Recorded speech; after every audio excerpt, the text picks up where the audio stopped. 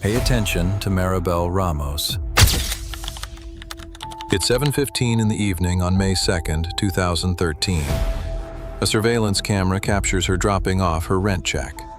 She's just 3 weeks away from graduating from Cal State Fullerton with a degree in criminal justice. 3 weeks away from starting her dream job with the Department of Veterans Affairs, Maribel has no idea that when she returns to her apartment in Orange, California, her roommate, Casey Joy, is already waiting for her. She doesn't know that an argument over unpaid rent will become their final conversation. She doesn't know that she has only hours left to live. This is the story of an Iraq War veteran who survived 2 combat tours only to be murdered in her own home. Killed by the man she welcomed inside.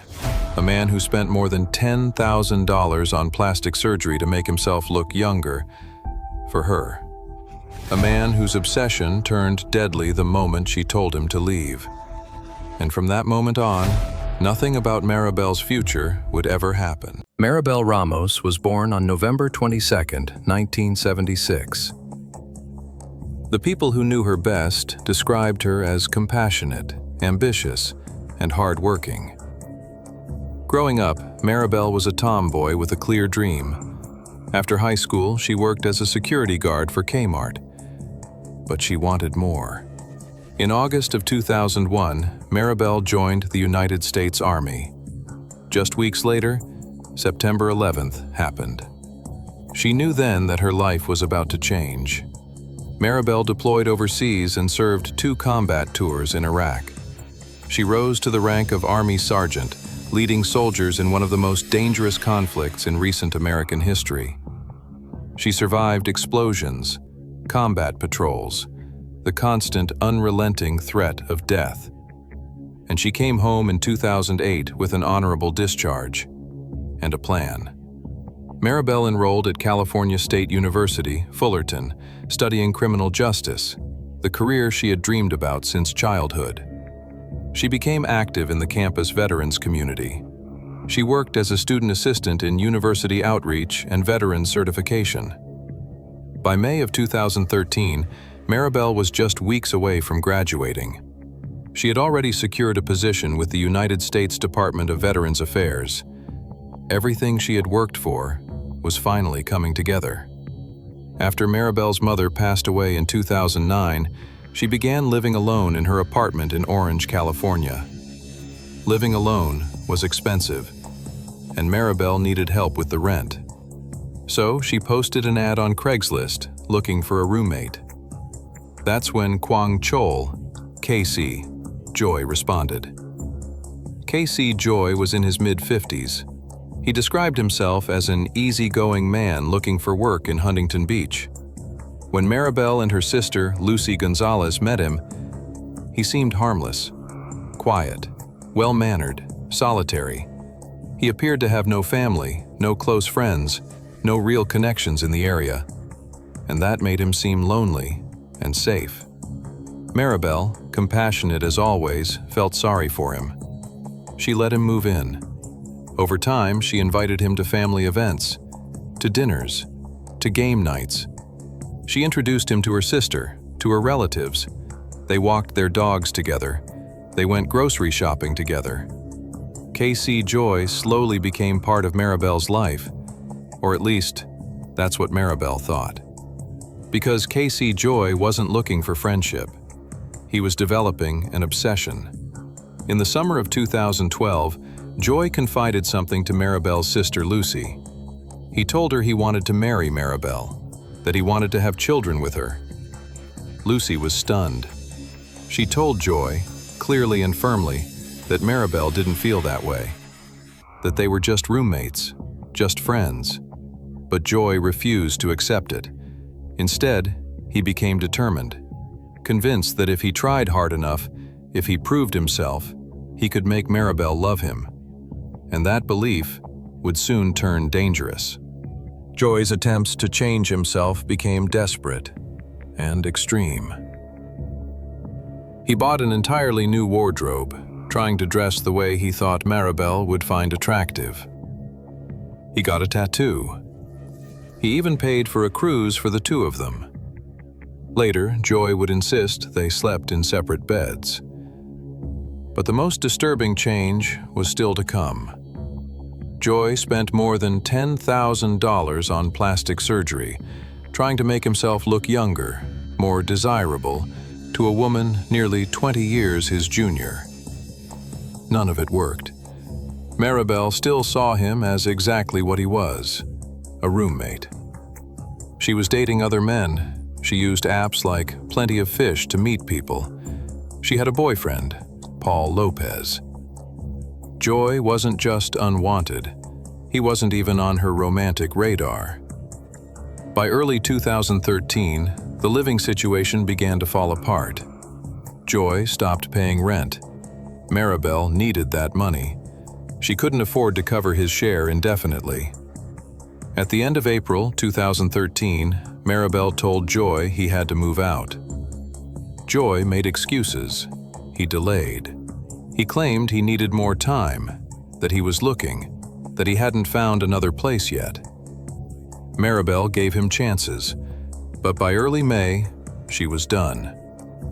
12 days before she disappeared, Maribel made a chilling 911 call. She told dispatchers that she felt unsafe. Then she said something that should have stopped everything. "I'm just calling to let you guys know that if something happens, I did it because I was trying to defend myself." Think about that. Maribel Ramos, an Army sergeant, a woman who survived 2 combat tours in Iraq, felt threatened enough by her own roommate to preemptively explain that any violence would be self-defense. She knew Joy was dangerous, and she was afraid of what he might do. On the night of May 2nd, 2013, the tension finally exploded. Maribel and Joy got into a heated argument. She told him he had to leave the next day. No more delays. During the confrontation, Maribel called her boyfriend, Paul Lopez, and put him on speakerphone. Paul spoke directly to Joy. He warned him that if he didn't leave, he would come over himself and physically move Joy's belongings out. The message couldn't have been clearer. Joy was out of time. He had to go. And for Joy, that realization would prove unbearable. At 7:15 p.m. on May 2nd, 2013, surveillance footage captured Maribel Ramos dropping off her rent check. That was the last confirmed sighting of her alive. When Maribel returned to the apartment that night, Casey Joy was there. What happened in the hours that followed, we may never know completely. Joy never gave a full confession, but based on the evidence and the circumstances, investigators believe Joy ambushed Maribel, possibly while she slept. Because of the body's decomposition, the medical examiner could not determine an exact cause of death. Prosecutors theorized that Joy may have smothered her.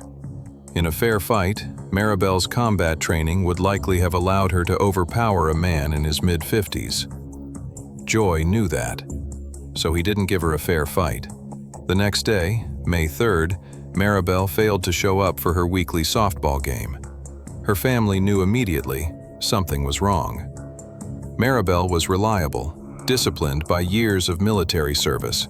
She didn't miss commitments. They called her phone. No answer. They went to her apartment. Casey Joy told them he'd gone for a long drive after their argument the night before. He claimed that when he returned, Maribel was gone. At first, Joy appeared concerned. He participated in media interviews. He called Maribel his only friend, his only family. But his behavior didn't sit right. He refused to attend vigils. He avoided organized searches. And he began distancing himself from the Ramos family. The Orange Police Department launched a full investigation.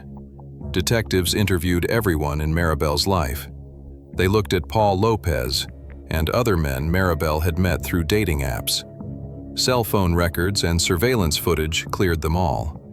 Attention narrowed to Casey Joy, the last person to see Maribel alive, the man she'd told to leave, the man she'd called 911 about weeks earlier. Police seized Joy's laptop as part of the investigation. Without his computer, Joy began using public computers at a local library. Detectives obtained a warrant to monitor his internet activity in real time. What they saw was damning. Joy was obsessively following the case, reading articles about Maribel's disappearance. Then his searches changed. How long does it take a human body to decay? Next, Joy opened Google Earth. He zoomed in on a single tree in a remote canyon, staring at the satellite image as if checking on something he had left behind. On May 16, 2013, while Joy was still at the library, police dispatched a search team to the exact location he'd been studying.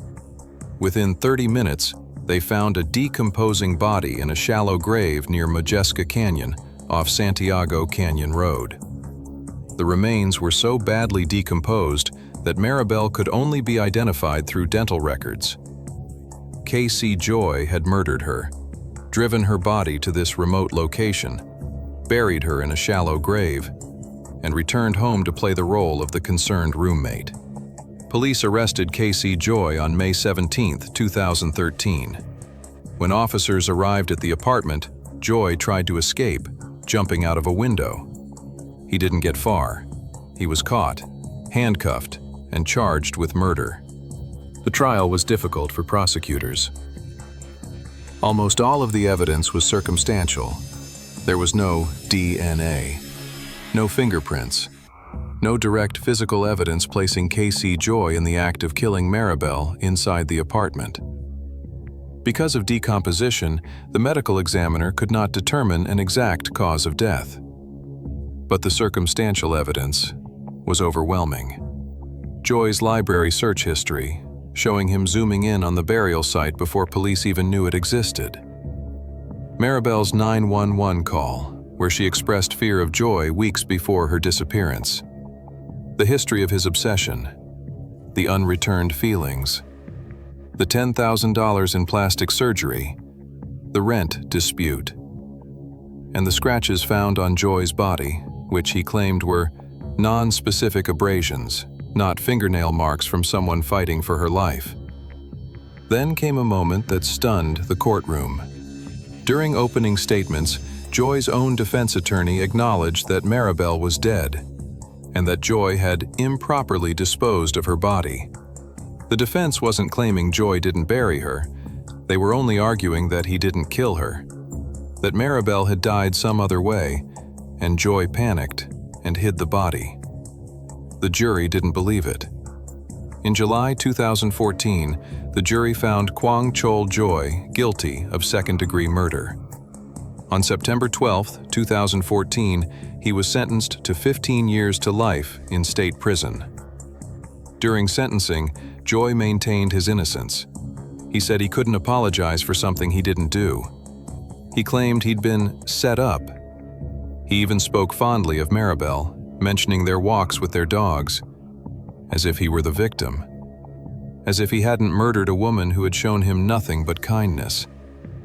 Maribel Ramos would be 47 years old today if Casey Joy had not killed her.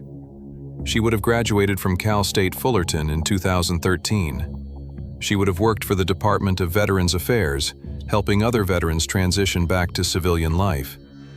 She might have married. She might have had children. She might have grown old with someone who truly loved and respected her. Instead, her life ended at 36, murdered by the man she trusted enough to let into her home, and buried in a shallow grave in a remote canyon. Maribel survived war. She did not survive the obsession that followed her home.